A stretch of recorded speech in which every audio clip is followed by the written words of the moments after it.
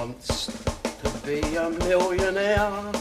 Hello and welcome to Long Live Hooky Street, the podcast where we rewatch and discuss every episode of Britain's most beloved TV comedy, Only Fools and Horses.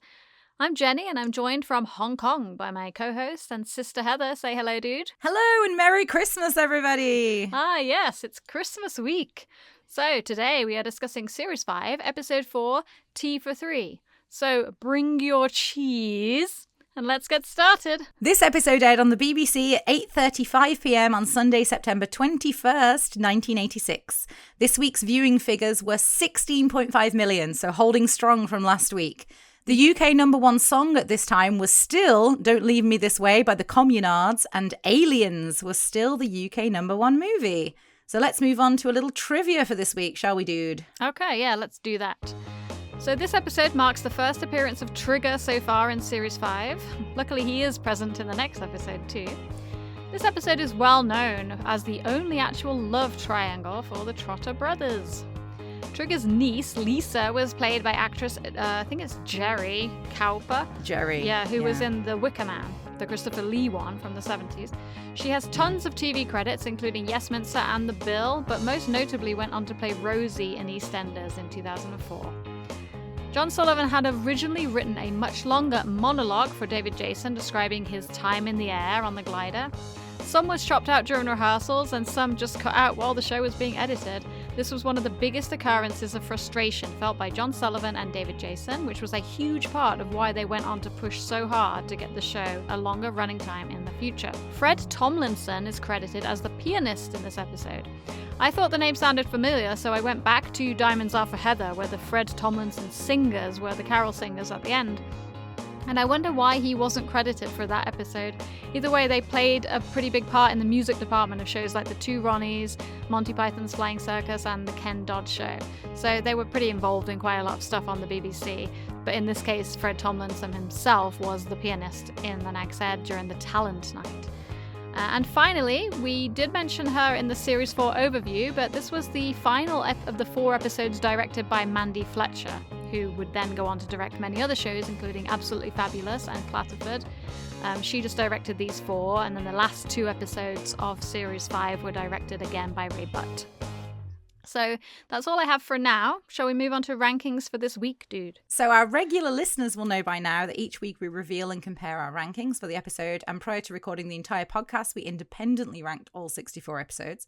So if you didn't already know that, you're not yet one of our regular punters. So we would love for you to subscribe to the podcast. We release a new episode every Saturday. We actually would love to get more subscribers because we are very slowly building our subscribers, but our watch time is through the roof thanks to you guys, so thank you for that. But we need more subscribers, so please recommend us to your friends if you like what you hear. Yes, please do, because we've noticed that YouTube is already running ads on some of our videos, even though we're not monetized, which means they're making money off us and we're getting nothing. So if you're seeing ads, that's the reason. We didn't intend to do that for a very long time, but since they're running ads anyway, it would be nice if we could get some of the money. Okay, do you want to guess mine or shall I guess your ranking? I think I guessed yours last time, so do you want to guess mine? All right, yeah. I'm going to guess yours. I think that you really like this episode, so I'm going to guess 19. No, but it's higher than the 19. 19, okay, 11. Higher. Wow, in the top 10? Yes, it's in the top 10 for me. This is technically my lucky episode, since it's my lucky number. It is number 8. Oh, great. And it's in your top 10. This episode. I'm guessing it's lower than mine because you guessed in the teens for me, so I'm going to guess in the teens for you. Yeah, so my ranking is number 17. So it's one higher than The Longest Night that we just did. I mean, this episode for me, it's packed full of great one-liners and great sequences. And I think this may be a contender for the episode that you and I quote from the most. Probably. Out of any episode, because we always use the jokes from the car phone scene for so many situations. Like he don't know, does he? And hey, come on, I'm wanting to be off, and we ain't got a car phone, or is that our phone I can hear ringing? No, we always do. We always quote. Yeah, we always quote that. So I think that this is one reason. Obviously, it's absolutely brilliant as an episode. Yeah, it's so funny. It's got some wonderful character development. And there's something great, as you said, this is the only love triangle episode between Del and Rodney. There's something wonderful about them feuding, and it isn't Del playing a trick on Rodney or Rodney playing a trick on Del. Like, they both get in, some good punches here, and it's just wonderful to see, both of them kind of winning and losing at the same time. It's not one-sided, and I think it's wonderful. And then there's some other great little moments from other characters here as well. Mike and Trigger.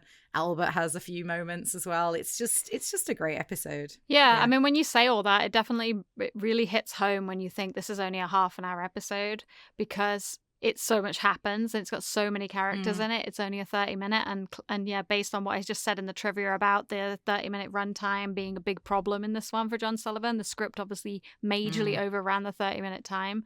This should have been a 50-minute episode, and it does feel cramped. And then I think you'll probably have this in your notes as we go through, but there are tons of lines that were cut out. Yeah. Loads of cuts. Yeah. More than any other episode, I think. Yeah. It's along the lines of what we were talking about a couple of weeks ago in The Miracle of Peckham. It's basically like a line here and a line there chopped out. So you've got like a scene that you will remember, and then you're watching it and it's got another line in it and you're like, I don't remember that line.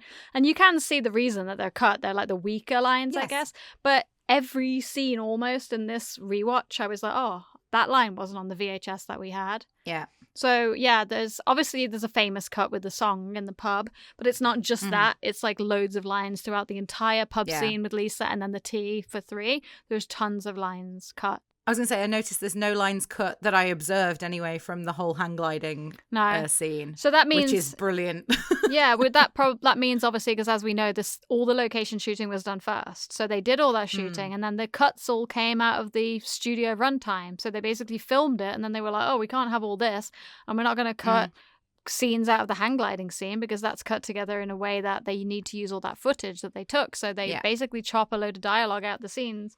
And the script that I have doesn't have the extra lines in it, which is very weird, because normally the scripts that I'm using have all the lines in that are then cut out the episode, but this is the opposite. Same with Miracle of Peckham. It's like I can't see these lines in the script, and this longer monologue that they're talking about that John Sullivan apparently needed to cut some out of, I don't have a copy of that or a script with it longer in it. It just basically has what's in the episode. So I'd love to know what was in that scene. Yeah, maybe if someone has that or has access to that, they could let us know, because I'd be really interested to read that as well. Yeah. But yeah, so IMDb ranking for this one is number 14. So yeah, it's very close to mine. And yeah, obviously in general a fan favorite. I recently read a few people say they don't like it, and a couple of times it's because there's no trading in it. There's a little bit at the start where he tries to sell the home solarium to Mike, but it's mostly about personal life stuff. It's not about the business in this case. No, but I do think, again, for me, the strongest episodes are always about sort of Del and Rodney and Albert's relationship, or Del and Rodney and Grandad's relationships together, like something going on between them. Yeah, I love those episodes the character development episodes, and I think this one definitely shows us a lot of who Del and Rodney are and the lengths they're willing to go to sort of get one over on each other. And it's but again, it's hilarious. This episode for me is one that I, regardless of how many times I've seen it, I still laugh like out loud at some of the parts of this episode. Even though I know the jokes by heart, I know they're coming, I know what to expect, I still laugh. Yeah. And that is hard to do when you've seen something as often as I have seen this. Yeah, this episode is great. Yeah, I mean, there's no denying it, I don't think. Okay, dude, so shall we move on to the episode breakdown? Okay, so we open in a very busy and crowded Nag's Head, and we can see the Talent Night poster on the wall behind the piano, and I'm guessing Fred Tomlinson finishing up a rendition of I Did It My Way. So we see Rodney and Della trying to squeeze in at the bar for a top-up, and they start talking to Trigger. So here we get a little discussion about Mike's beer being bad, which actually continues in later episodes as an ongoing gag. Looks like rain, doesn't it? Yeah, tastes like it and all. Boy, I bloody heard that, Trigger. I'll have you know my beer's just won second prize in the breweries contest. Yes, that's right. He was narrowly beaten by the Metropolitan Water Board. Did you hear that? He was narrowly beaten by the Metropolitan Water Board. You see, Trig, They sell water, and Mike, he sells the... Yes, what do you want? So then Albert arrives and lets Rodney and Del know to brace themselves for some bad news. Their Aunt Ada has been rushed into hospital, and Trigger asks... I love how they act all concerned and then they don't know who she is. So Albert goes off to sulk, and Del says that he's going to take Albert down to the Chinese shop. I'm not going to say the word they use. I'm guessing that gets cut out on UK Gold. I don't know. I didn't watch this episode on BritBox, which are the Gold releases, but I did watch The Frog's Legacy, and they definitely cut out several times that word is used, because they talk about the bankrupt Chinese takeaway where they buy the plates. So yes, in that case they cut all those lines. So I don't know, because I've never seen this one in its cut form, but it was on our VHS. I know that. So either way, Trig refuses to go with them to the Chinese takeaway because his niece Lisa is coming down to the pub soon. So here would have been a great time for Trigger to mention that she was coming to London to buy her wedding dress, but he didn't, and I guess it's Trig, so wouldn't have worked for the plot either. But so here, Rodney suddenly remembers Lisa. I remember Lisa. Scrappy little mare, weren't she? She had more candlesticks than the Baracha. Yeah, that's it. So Mom and I figured this one out because I had no idea what he meant by that. And she said that it's because Lisa had a snotty nose, because candlesticks is an old and derogatory slang term for a child's dripping nasal mucus. And Liberace was famous for having an over-the-top piano decorated with loads of candlesticks. So that's what that means. I never understood that, but now we do. No. So here, Del tells Rodney that he used to know Lisa's mum, and he calls her Pig Ugly and says that he nicknamed her Miss 999 because he only phoned her in an emergency. So I'm only mentioning this because it comes back later in the Tea for Three conversation. So Del decides that he wants to try selling some stuff to Mike, and he tries to go to the bar here, but we hear this bit always made me laugh so much when I was a kid. So we hear the rising voice of the singer. Just a moment, Mike, can I... Mike, could I... Oi, shut up, will you? I can't hear myself think over here. When Del gets her to quiet down, he tries to sell Mike a home solarium, which is hilarious. But he fails, even using his normal sales tactics. So it doesn't always work. Mike does sometimes buy really stupid stuff from Del, but not in this case. So after Del also tries to sell him a phone. Let's not forget that as part of the deal. So a phone being sold here again. The phone appears on top of the box. So that's the phone later that's in the car where he's like, who's going to know any different? So, so they go to leave really quickly, but that because of the talent show being too loud. But then Lisa arrives. No, Lisa's here. Not now, Chick, we haven't got time. Say hello for us, will you? Come on, Rodney. Let's get going. Hello, Del! Yeah, hello, darling. So here, Rodney and Del move around the bar in a way that would look very weird to Lisa, if you think about it. I know. She's standing there for quite a long time, and they're like wiggling around the bar, like kind of pushing each other out the way and smiling and talking. So Del gets to the front quickly first because he kind of distracts Rodney, and he gives Lisa a big kiss and a hug. And this bit's really funny because Lisa grabs Rodney and kisses him and then goes... You know what that reminds me of? That reminds me of in The Frog's Legacy when Reenie grabs Boise and says, the last time I saw you was in your pram. Well, who the bloody hell is this woman? They are related, so it does make sense. Yeah, true. So she learns that that's little Rodney, and they all head over to a table. Rodney's trying to get rid of Del, but then Del tries to get rid of Rodney, and Del steals Rodney's seat. So you can see all the fawning for her attention is very evident. Yes. Very. I have lots of notes about this. First of all, I'm sure some of your notes revolve around this fact, but we can add some to our age timeline here, because Lisa says that she's 25, and Del says that Rodney is 1 year younger than her. So that makes Rodney still 24. Still 24, still not aging. Another whole series has passed, and he hasn't aged. But by now, Del's character should be at least 41, if we assume that 1 year has passed each series since series 1. So 41 is a bit old for Lisa, in my opinion. But, I know we don't care that much about age difference, but it's a little bit weird that he hits on her so much with such a big age difference. Well, there's a line cut later I was going to highlight that I think they cut because of that being a bit creepy. It's a line when they're sitting. It's in this scene. Well, I must be honest. I had a silly little crush on you. Did you, Rin?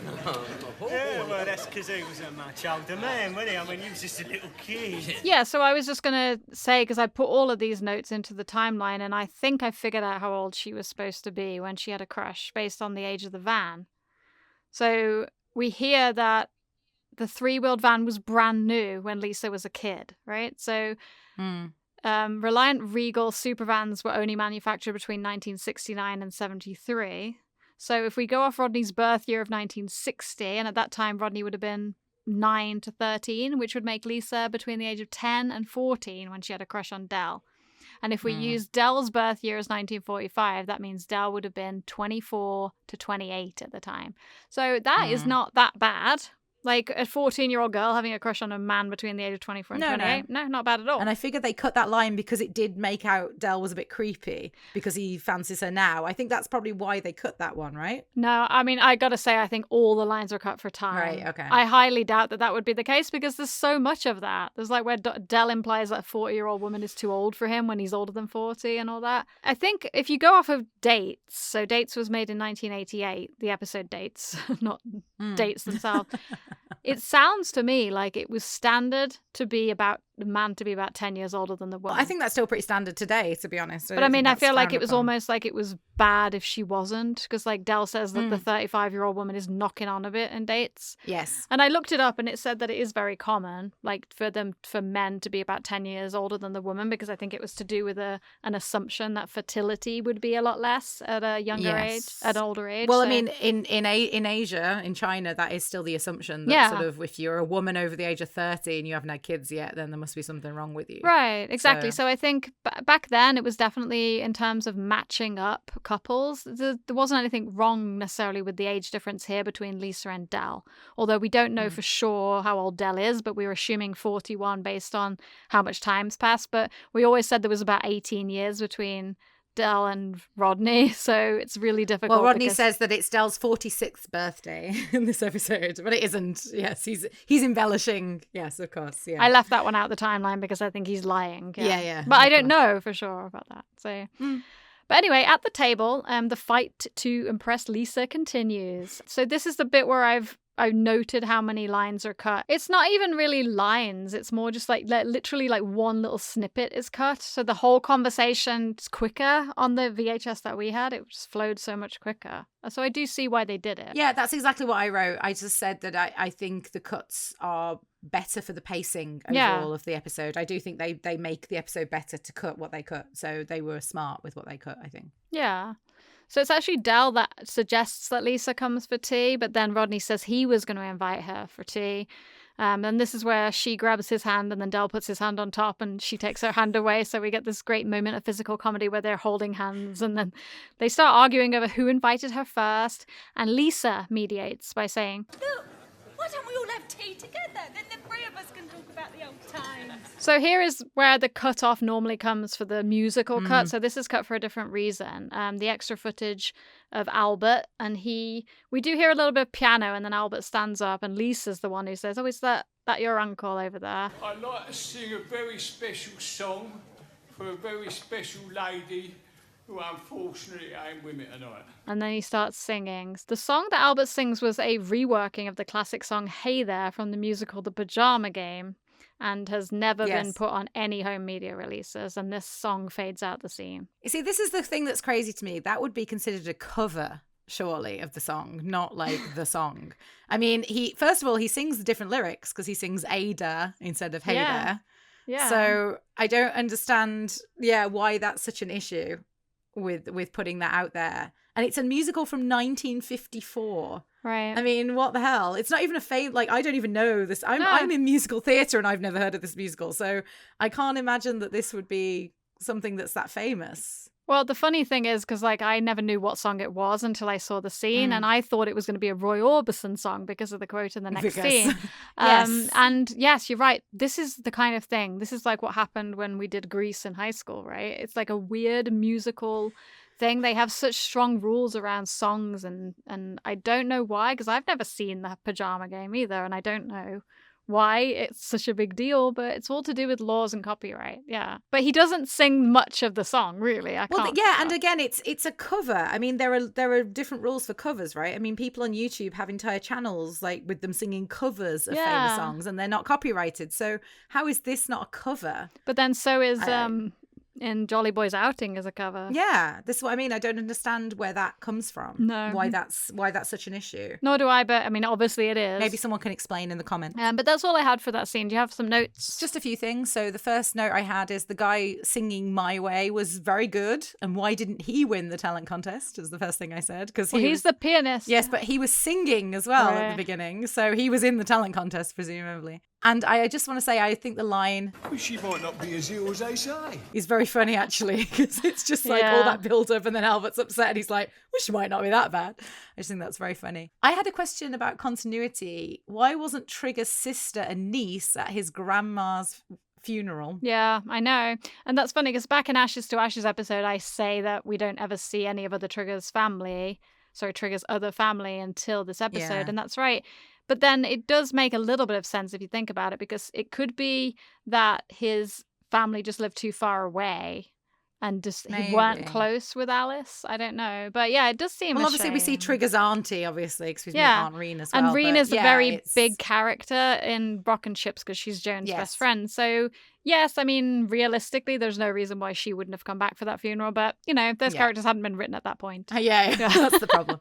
But there's a continuity issue. I said it's lucky they didn't give the woman who got louder a copyrighted song, isn't it? Yeah. How lucky is that? Because that entire sequence would have had to have been cut if they'd have given her the song that was done for copyright. I don't even know what song she's singing. Maybe someone knows. I don't either. I didn't write that I know it's down. got some interesting chords, so yeah. Maybe you can Shazam it. But again, it probably wouldn't recognize it because it's not the original. Shazam wouldn't recognize Albert's song either. This is the only time other than Janice that we see Del and Rodney kind of fancying the same woman. I guess know this so, is obviously a lot more hardcore, but I think it's only Janice and Lisa. That's it the whole time, right? Because every other time they have separate love interests. I mean, they definitely in the early series hinted at it a couple of times that they were going on double dates and maybe and what that one time Del was with the daughter and Rodney was with the mother. But I assumed I'd be with the daughter. Yeah, exactly. They definitely moved away from that after dates onwards. They never had them interest in the same woman, right? Not that I can remember, because Rodney's always in Cassandra after the start of series 6, exactly. So. And they just seem to have very different interests in women. They don't seem to have any similarities after this episode. Maybe they learnt their lesson after this episode. Another cut line that I thought was quite interesting is it's very small about dinner and tea. You can stay for tea. You mean dinner? No, we get dinner down the market. I meant tea, proper tea. Oh. That's interesting because I always think dinner is posh and tea is quick and something you just have sort of, casually. But dinner, high tea is something you have very posh, but just tea and dinner, I always think dinner is posher than tea. Well, this is Am a big I wrong? This is a British debate, because yeah, in this country nobody understands that tea can mean dinner. Like if you say you're having tea, what you can have for your tea, to us means what are you having for dinner. But if you say that here, people will be like, I don't know, like Earl Grey or whatever. They wouldn't know. Same in Hong Kong. People don't understand tea as dinner. Yeah. So you can use it for lunch as well. You can say, I'm just having my tea. It's for lunch as well. You can use it. Exactly. So unless you specify high tea, meaning tea and cake. But reply in the comments what you think about that. Is dinner posher than tea? Because I feel like they're having tea. They're having a more casual style dinner, not a formal dinner. I thought it would be better if she came around and they had, some sandwiches and tea. I didn't think that they were going to cook, but it sounds like Del is cooking because he says that he got chicken Italiano, whatever, dream. Yeah, and he does definitely cook something substantial because she can't manage the cheese, which we find out in another cut. And it's in the evening because she goes home and she's like, I've got to be up early tomorrow. And Rodney wears a very formal suit. The whole thing is very formal. So yes, that debate is up for debate. Okay, so we cut to the Trotter flat at Nelson Mandela, and the first thing that we see is a very casual Rodney coming into the living room from the kitchen, eating a big bag of crisps. He's telling Albert to hurry up, but we don't know from what until we see the camera pan back and we see a hilarious shot of Albert in his string vest and eye goggles lying under the very dodgy-looking home solarium. So Del arrives home while Albert is talking to Rodney. I read somewhere vitamin E is good for an hangover. Oh, yeah, well, you made a right burk of yourself at that talent contest, didn't you?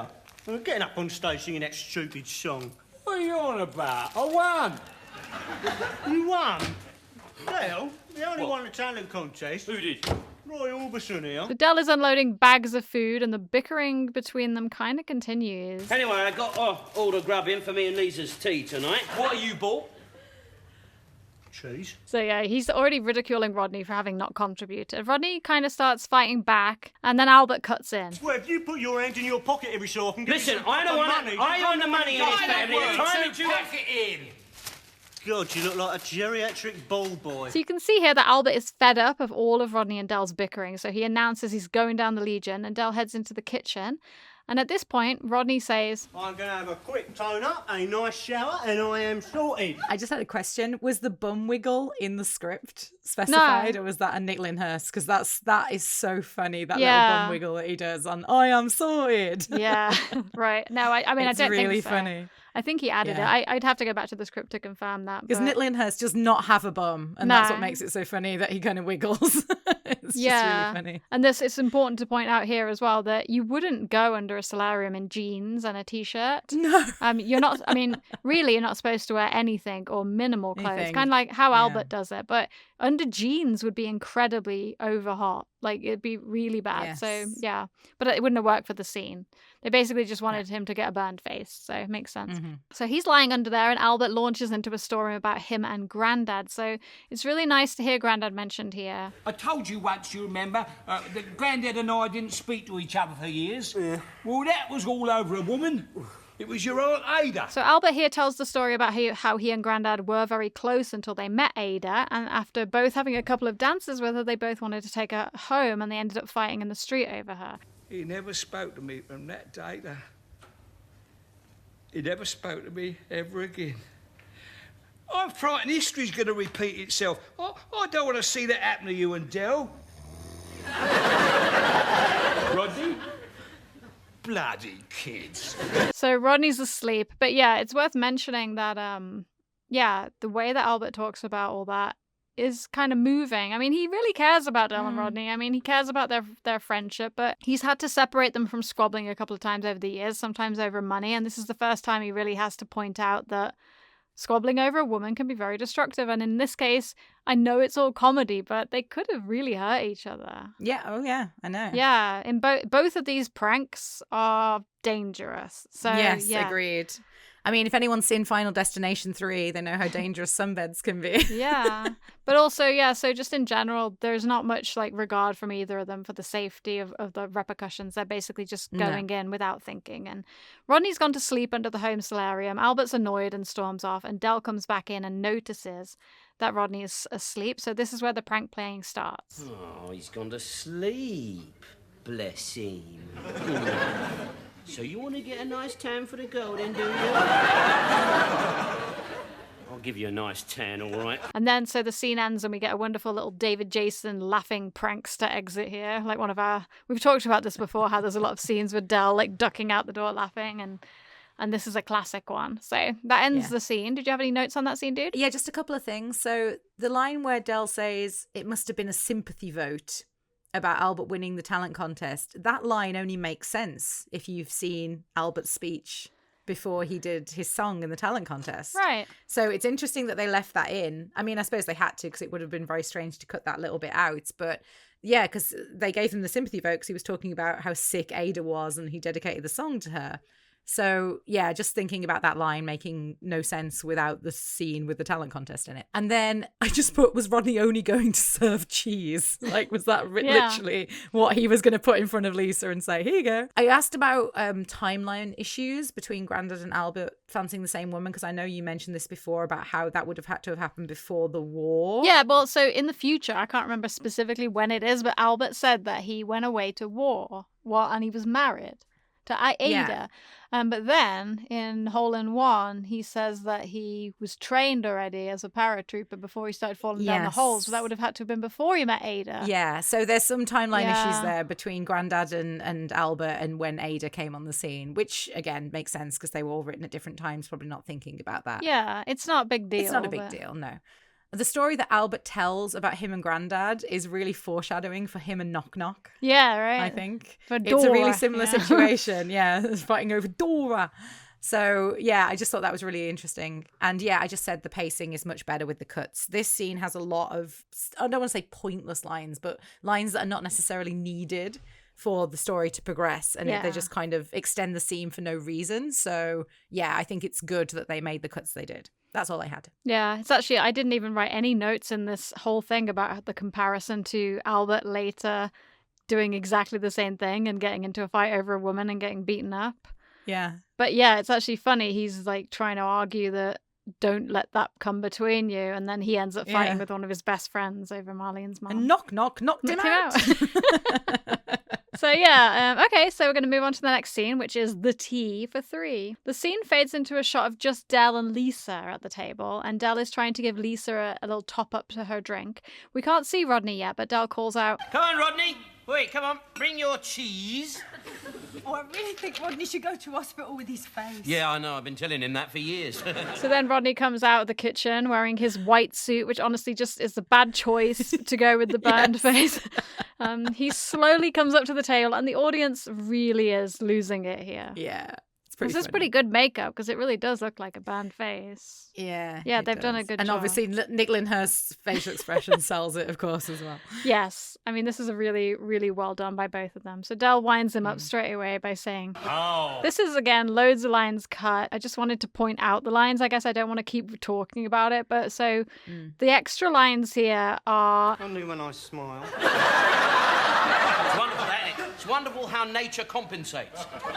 Well, with a face like that, he's got nothing to smile about, has he? The whole bit where Rodney describes all the cheeses that he has on his platter is also cut out. Yeah.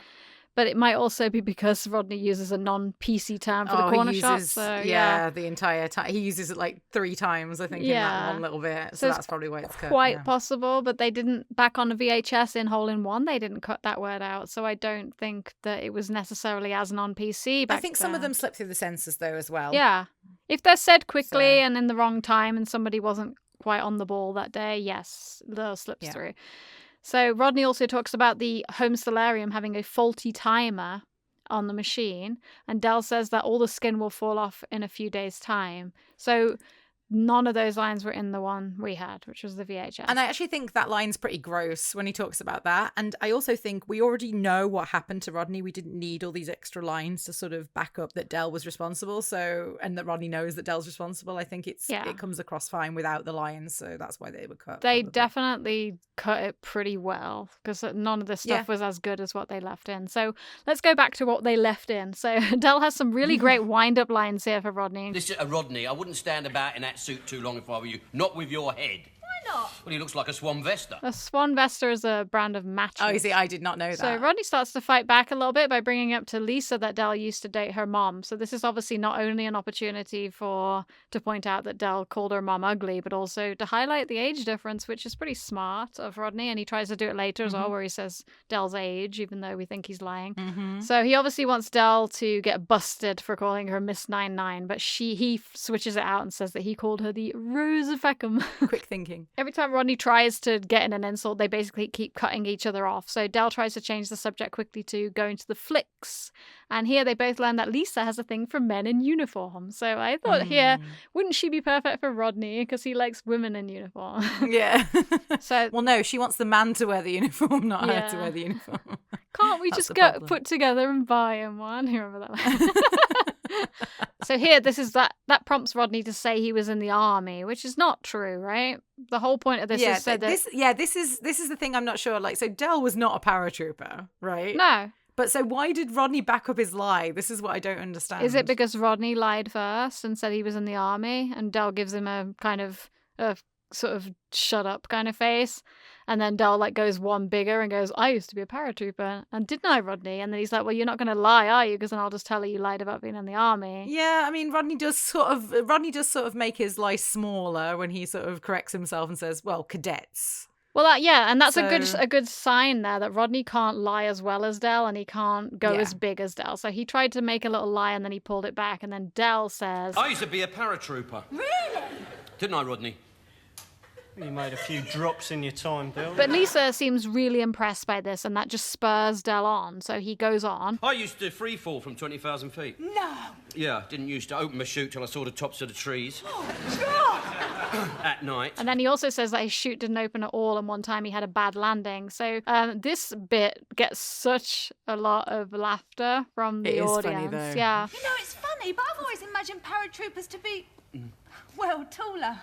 Yeah, well, he used to be 6'1", but like he said, he had a bad landing. I think because the actress laughs so much as well at that line. I mean, obviously in character, but yeah, she laughs huge at that line, and I think that makes it again even funnier because she's laughing and Del is looking so pissed off with Rodney for what he just said. Yeah, I mean, overall, this episode audience is very, very energetic and enthusiastic, so it's definitely helps with the making it funny because you get a lot of applause and a lot of really big laughs. But it is a great episode in the sense it has lots of great one-liners as well and moments that are very funny, so that helps too. Definitely. Yeah, so Lisa jumps up and says she better be going, and the fighting continues. Rodney wants to drive her home. She seems very grateful, but Del butts in and says, No, Rodney, you can't do that. You can't stand around on street corners with your face. The traffic will be waiting for you to change to green. So she does accept a ride home from Del, and he leaves to go and get the keys, which conveniently takes him ages. Where the hell are the keys? It's so long, I know. And why aren't the keys by the door? Yeah, Rodney takes ages to get into like his idea. Yeah. He should have gone straight to it, like, oh, it's his birthday. Like, can you? But he's like, so you're sticking like. He takes his time, and he should have been much quicker because Del would have been rushing surely to come back, so he didn't leave them alone. Yeah, exactly. So yeah, he even looks like he's rushing when he leaves because like he doesn't want to leave them alone for too long. Maybe Rodney hid the keys. Maybe that's why he knows. So Rodney spots this opportunity for revenge when Lisa says that she's meeting up with her hand gliding friends. I don't mean they'll drive you home tomorrow. Oh, I couldn't ask you to do that. Oh, no, we'd like it. We'd have a nice day in the country. Del would jump at the chance. And I was thinking, it's Del's 46th birthday soon, and I'd love to give him a real surprise. Do you know what his ambition is? What? To hang glide. I think Nicholas Lyndhurst does such a great job here of this syrupy excitement that he has for his plan. Yeah, totally and like agree. we said earlier, he mentions Del's age, but we don't know if he's lying because if Rodney's only 24, that means there'll be 22 years of age difference between them at this point. So I'm pretty sure this is just a lie he tells to make Del sound older. So the scene ends with Rodney getting more and more excited as he arranges for this tomorrow and makes sure that Lisa will keep it a surprise. And he ends by saying, Yes, I can't wait to see his little face. What notes do you have for that scene, dude? First of all, I love that Rodney has crockery that says cheese on it. Yeah. The way he walks in and he's got this cheese board that says cheese across the front. I just think that's really funny. It just adds to the hilarity that is all Rodney has to serve. And why didn't Lisa want to know what Del told Rodney in the pub about her mom? Because he says, well, that's funny because Del told me in the pub, and then Del cuts him off. Fair enough. But wouldn't you then go back to, sorry, what did you say about my mom? I'm really curious. It's a bit ridiculous, but I have lots to say about Lisa as a character in a moment. And yeah, so I already said about why would Rodney lie for Del, but you spoke about that already. I love the line about the traffic changing to green. That's very funny. I just put, how thick is Lisa? How could she not know that both of them are after her at this point? I mean, it's every time something happens, one of them offers something, the other one jumps in to take over. She's just so naive. And the other thing that is obviously for the plot, but this is very strange, she refers to Andy as a friend. I'm meeting my friends. I'm going to meet my hang gliding friends. Yes. She surely would say, I'm going to meet my fiance and his friends. They're hang gliders. Like, naturally, you would say he's your fiance. So it's obviously just for the plot. But yeah, that's something Lisa does. And I've got to say, my favourite version of Rodney is sarcastic plotting Rodney. It just beats out moody Rodney just a little bit. Moody Rodney is my second favourite version of Rodney. But sarcastic plotting Rodney is my favourite version of the character. And we get a lot of that in this episode. So I think that's one of the reasons I love this episode so much. Right, yeah, I agree. I think it's a great opportunity for both actors to explore another side of their characters, and they both do it so well in this episode. You're totally right. It is interesting, actually, just to go off of what you said about Lisa's character. Yeah. This is a really tricky subject, honestly, because, there's no reason why every woman should always be like, oh, they're just hitting on me. These are old acquaintances, and especially Rodney and Lisa, they were little kids that used to play together, essentially. They have a history, so does Del. They're part of the family, so there's no reason why she should automatically be like, oh, they're both just hitting on me. She thought they wanted to have a nice, and she's the one who said they should all have tea together, which to me shows that she's not romantically interested in either of them. She's not. What I'm saying is, like, it's easy to say, oh, she's so dumb to not know they're both interested in her. But how does she, like, where do you draw the line between, is someone being friendly or are they hitting on me? I mean, I feel like the way that David Jason, especially, or Del looks at her, she should know that he's that he's romantically interested. But then she's so much younger than him. Maybe she just didn't think that. I don't know. I feel like the thing that gives it away is how they are trying to one up each other every time the other one says something or the other one offers something. Yeah. That's what will give it away to me, not the fact that, like, even just the offering the ride home. She's like, oh, and they's like, oh no, I'll do it, like, because you can't do it because you look like this. And again, she knows that Del did that to Rodney, the face thing, and he's making fun of it all night. So I don't know. I just feel, even the way you mentioned in the first scene where they're sort of fighting to get to her when they see her in the bar and they're crossing, even that would be a bit of a giveaway to me. I'd be like, that's a bit weird. Like, and then Del sort of says, oh, there's a pound on there. Go on.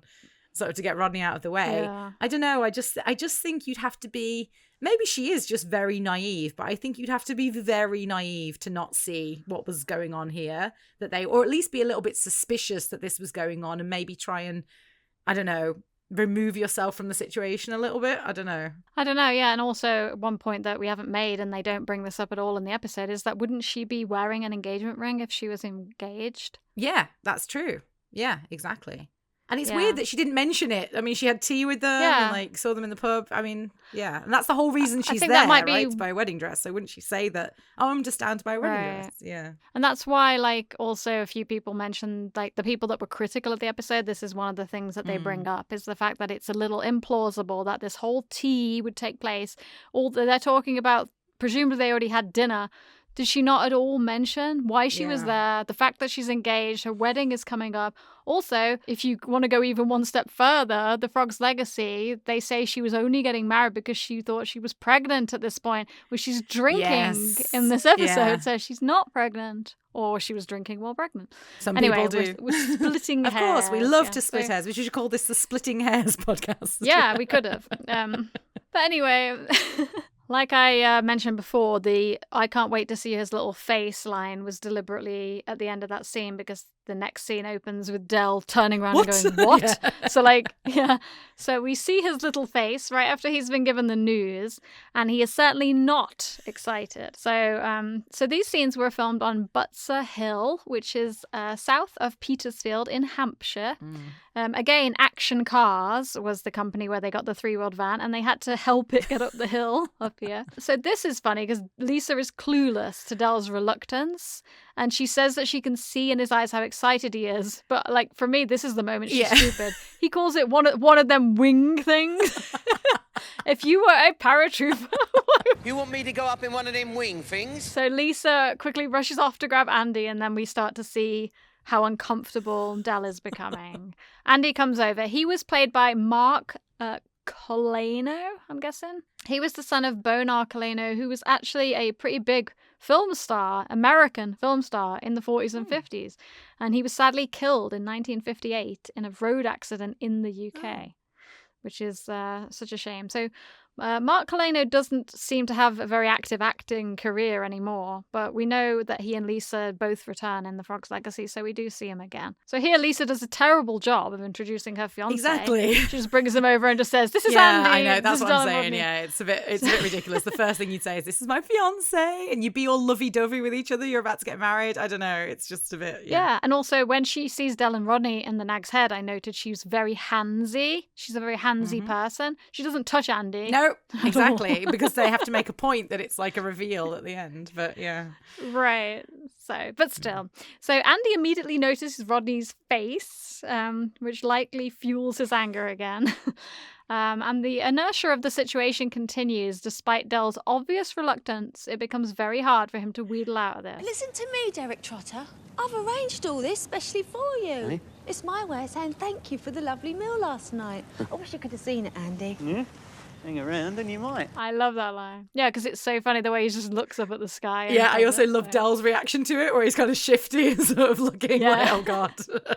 It's going to be difficult here to skate over any lines, agreed. But another great line here is when Andy says, And we've got some great thermals today.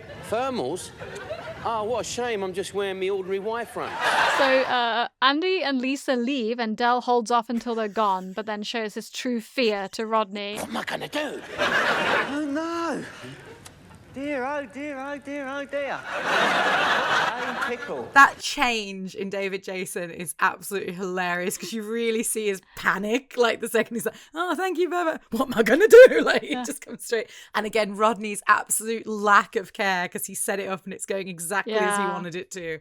Oh, it's brilliant. Absolute comedy gold. This entire sequence is brilliant. Yeah, it's so good. So I noted here that Rodney putting Del in this position is something that perhaps he could have done many times before as a way of showing Del that running his mouth leads to bad consequences.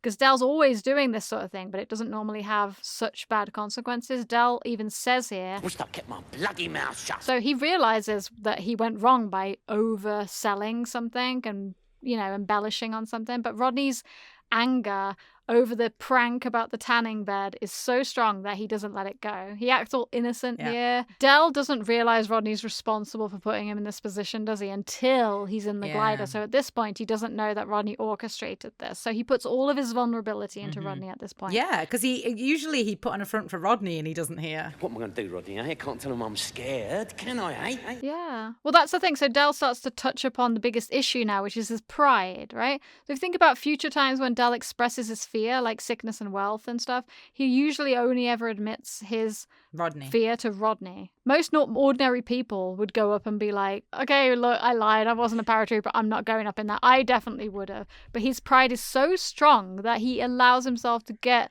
put in a hang glider. Yeah, and so Rodney bad. would have known that about him as well. So Rodney's very, very smart in the way that he thought this through because he knew that Del would never, no matter what, would turn around and be like, I'm scared, I can't go, I'm sorry. That's the main reason that this works is because Rodney knows Del so well that his pride is so strong that he knows he can get him in the glider and do that whole trick because it wouldn't have worked on most people because a lot of people would be like, oh, okay, I lied, I'm not going up. Yeah, you see, like now if I was Del, I would be like, oh, maybe Lisa will like care about me and feel really bad for me if I like say, oh, I'm having a funny turn, like, oh, I feel really, oh, can I get out, oh, I don't know what's happening, like I'm having a panic attack or something like this. Like Lisa would have been like, oh no, Del, like that would have given him loads of sympathy and Rodney's plan would have completely backfired. But of course then we wouldn't have this absolutely amazing episode, so forget what I just said. And they do like they brush over that because Del says he could say that he's not feeling well, but Rodney just nips that in the butt. Here Del says that he wants to keep his feet firmly on the old terracotta, which is a funny line because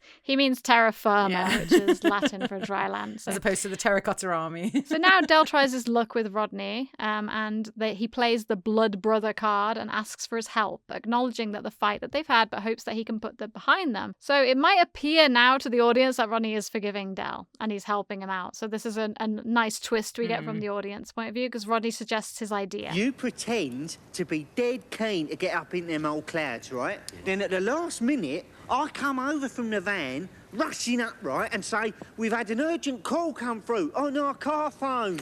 And then I say, you've got to rush back to London immediately, right? And you act all disappointed. You go, oh, no, but what can you do? What? And then we're in the van and we're away. So Del is super happy with this idea, and he hams up his excitement and charges off over to Andy. Hey, Andy! Come on then, hurry up. I'm getting a bit impatient to be off, aren't I? He don't know, does he? I love, first of all, the face that Del pulls when Andy's speaking about his experiences and Del looks at Rodney and kind of goes and tuts, but like so obviously in front of Andy that Andy definitely would have seen that reaction.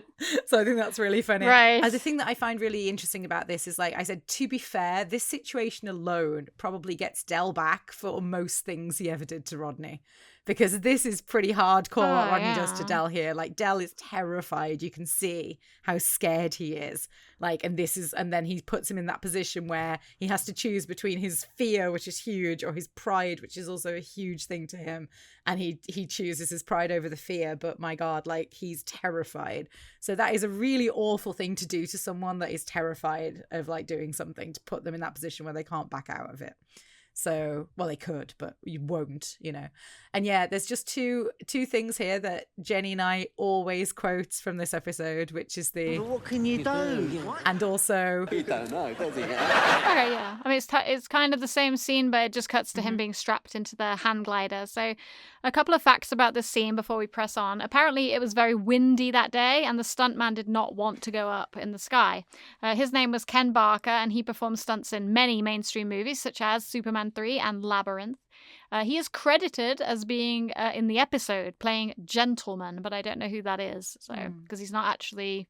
I don't remember a gentleman. He could be in the pub, maybe. According to several sources, David Jason wanted to get up there himself in the glider because he was a qualified pilot and a keen glider. But for insurance reasons, they did not consider it. But David Jason was used in the shots where we see him hanging under the glider. And that was filmed by tying a glider under a crane in a car park. Oh, that's interesting. Where they knew he would be safe. So those shots actually are David Jason. Yeah. That's very clever. Where Rodney looks up and goes, and he's like, yeah. So he sees Del all strapped into the hang glider, and apparently it was very important to John Sullivan that David Jason keeps on the camel hair coat under the glider equipment. He said it was his vision, and he thought it would be very in keeping with Del's character to keep the coat on the whole time. So Del looks really funny, and he's all strapped in, ready to go, and he keeps giving Rodney little thumbs up, but he does start to look increasingly worried. Eventually, when he doesn't get the prompt that he wants, he says, Is that our phone I can hear ringing, Rodney? No. Are you sure? Yeah. We ain't got a car phone. So here it says in the script that Rodney is giving Del a victorious "got you bastard" grin. And it also says here that at this point is when Del realizes that it was Rodney's plan all along. So it says that in the script. So he does click here. Get up as high as you can, Del, eh? You might get a tan. I'll get you for this, Rodney. Just see if I don't. So Del looks out and he just sees the skyline and he looks terrified, and then he has to go because he has no choice. Oh my God, oh bloody hell. Oh,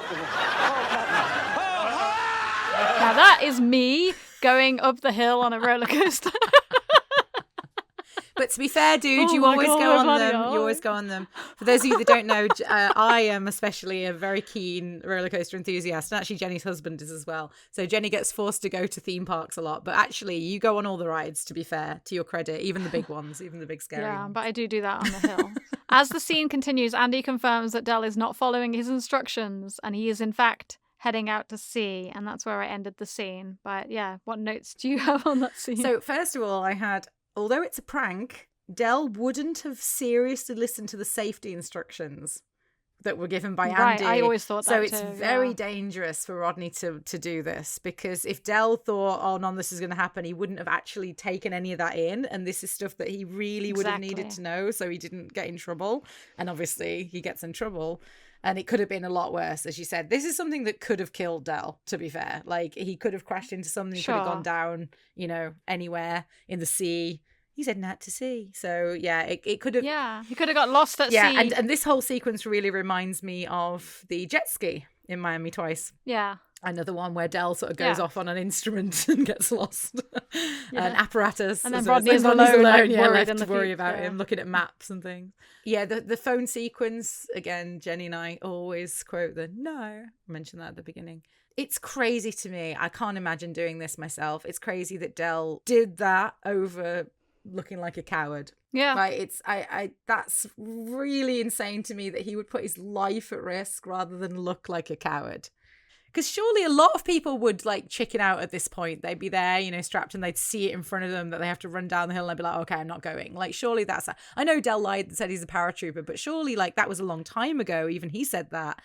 Maybe he has got a phobia. If he had a bad accident, like he said, he might have problems with it. So he could have gotten out of it. But also, this whole thing is just to show how much pride he really has and how he's not willing to give up that impression that people have of him. So. I just think that's crazy. And just as one last note, I would love to hang glide. I went up in a glider this summer just gone. I went up in a glider. Yeah, it's and just I've been skydiving in Hawaii, but I would love to go hang gliding at something. And I've been paragliding where the boat goes and I fly up behind the boat. But yeah, I've never done hang gliding, so that'd be something I'd like to do. Well, you went in that glider thing in June. Where was it? In Wales. Yeah. In the and you did loop. I said that to you when I landed. I remember. It wasn't over Dimchurch. It was over somewhere in North Wales, but even so. Yeah. No, it was great fun. So yeah, I'd like to hang glide. It's one of my bucket list things to do. Right, so final scene back at Nelson Mandela, and the scene opens on Rodney studying a map, and Albert gives him a drink and confirms that Del has been missing for 12 hours. So there we get some context here. I would be worried sick at this point. So here the doorbell rings, and we see that Rodney is actually very upset. He does a really good job here of showing that I think he's all's forgiven because he's very worried. He knows he crossed the line, doesn't he? I think that's kind of the obvious thing here. Yeah. Just the way that he and Albert look at each other and the way that Albert is taking care of him shows that Rodney is actually really worried at this point. So Albert goes to the door and it's Trigger. He comes in and he looks very solemn here. And I noticed that there's no laugh at Dave again here or him acknowledging Rodney's red face. So I think the audience is like... what's happened to Del? Yeah. On the edge of their seats, yeah. I mean, obviously they're not going to kill him off. No, but he could have injured him. They acknowledge the seriousness of the situation. So Trigg says... They rushed him to the local hospital. X-rays and it. So here Trigg says that they called a pub and he and Mike took a cab out there to pick him up. So I wonder why they couldn't get through, because they said they tried to call next of kin, but they couldn't get through. In the flat. Yeah, that is strange. They were there the whole time. Well, maybe that's a little in joke to the phones that Del's selling and then don't work. Maybe that's why. Yeah, because also why didn't Mike and Trigger call them and let them know they were bringing Del back and stuff? Yeah. That maybe it is a joke about the phones being broken. Rodney doesn't care about any of that. Has he broken anything? Well, they reckon the aerial's beyond repair. I feel like in some ways they brought Trigger and Mike into this scene, mostly Trigger, just for all these hilarious lines that he has in this scene. It really heightens this scene, the dumb questions and stuff that Trigg says. Yes. So Mike comes in wheeling a broken and battered wheelchair-bound Del boy into the room. He's got a big neck brace on, several visible facial cuts and bruises. Rodney seems really upset here and he's feeling really guilty. Albert asks... So what the hospital say, son? He said I may never walk again. So when Trigger and Albert drop their heads at this news, it's actually quite sad. Oh, we don't agreed. know if it's a joke at this point. We don't know as the audience. So Del starts to pretend that he's going to forgive Rodney and he's trying to milk the situation for all it's worth. I want you to know that I won't hold it against you. All right. So the audience is starting to lose it a little bit here. I think it's mostly because they suspect that Del is hamming it up, and Rodney is not falling for any of this. He says, "Oh, listen to me. Hospitals do not send home paralysed people by bus." What is it you were after, Del, eh? Sympathy from Lisa or a disabled sticker for the van, eh? You listen to me, you vicious little git. I may never walk again for the rest of... Yeah, at what point did he know? He knew as soon as he said that he could never walk again, because they told him that they came back on the Green Line. So he knew they came back by bus. And then as soon as Del said he was paralysed, he was like, no. They wouldn't have come back on the bus if that was the case. I think that's when he twigged. This is the funniest moment where Del leaps out of the wheelchair in anger, forgets that he said he can't walk, and reveals his lie. So this leads him into that monologue I was saying about that was supposed to be longer, but we still get a really great monologue here. Rodney, I was up there 3 hours, 3 bloody hours. I did loop the loop over Dimchurch. Their little kids were shouting at me, there goes the spaceman, the spaceman. Finally, just when I'd given up hope, I cluttered into an aerial thing and fell 50 foot to the ground. It was only by the grace of God that I landed on something soft. Yeah, I noticed the bruising round your head. No, it was not my head. I landed on a very unfortunate and very unsuspecting courting couple. I thought it was really funny here that Del mentions radio rentals, because it's such a callback. Radio rentals were actually still a pretty active company in those days. But they didn't even outlast the duration of Only Fools and Horses. It became defunct in the year 2000 due to the availability and lower cost of electronics by that point. Rentals used to be the cheapest option. So we've got a callback here to Cash and Curry. It was, Grandad was renting a telly. Apparently back in the 80s, it was cheaper to rent a telly than to buy one. Makes sense. That's why he was renting that telly that they sold in Cash and Curry. So right after Del's monologue, Trigg finds a tenuous link and interjects to say that Lisa's invited them both to her wedding. A little double take humour here from Del and Rodney until Del suddenly catches on, closely followed by Rodney. Lisa's getting married? Yeah, in a couple of months. Some geezer called Andy. So they both look very shell-shocked, but Mike and Albert are full of glee at this news. Mike says he's going to open up the pub for a celebratory drink, and he and Trig float out. Albert finishes off with the last line. So she was engaged all the time. What a couple of wallies. Great ending. Brilliant ending. Yeah, great ending. Nice and tied up neatly, despite the fact that we know that he struggled with the length of this one. No, I think it was What brilliant. notes? Yeah, there's just a couple of things. First of all, I was wondering how long Del was planning on keeping up the I can't walk thing if Rodney had not twigged. I mean, when do you turn around and say, I was only joking? A week after you've pretended to be disabled? A month? I mean, I know. how long are you planning to keep it going? So, and we know that Del has It's not a a very tendency... convenient lie. No, exactly. And we know Del has a tendency to take things too far from like Wanted and stuff, and you never know when to stop. So what was Del going to do this for years? I mean, how long, was he planning to do it? So yeah, that's a bit of an issue there. I love the line that Trigger says. Still, could have been worse, still. How? My gran had one with a squeaky wheel. And Rodney is right. It is a bit sick what Del does here. And lying about being disabled, that is awful. That has got to be right up there with one of the worst lies that Del has tried to tell, to be honest, out of everything. Yeah. But I also think it is pretty miraculous that Del was not injured worse than he actually was. Right. I mean, he could have been killed. If he hadn't hit the aerial, 50 foot to the ground, 50 feet is huge. He really could have died very easily from that fall. So, to not have really any injuries at all, to be honest, he has a bit of a crank in his neck. I mean, other than that, there's nothing. That's, very lucky. And one other line that I wanted to mention was Trigger saying... Yeah, but when you fancied a smoke on a bus, you made me carry you up to the top deck. Yeah, I thought I thought Trigger and Mike actually were not angry enough with Del considering what he'd just done. In fact, everyone should have been more angry with Del saying that he was disabled. I mean, that is a really awful thing. Well, Albert was pretty angry. But it went away wasn't he? quite quickly. I mean, I think I would have, gone a bit harder on Del for that kind of lie that he told. So yeah, that's everything I had. All right then, so if there's nothing else, shall we move on to our awards for this week, dude? What are you on about? I won! Okay, so as always, we have 3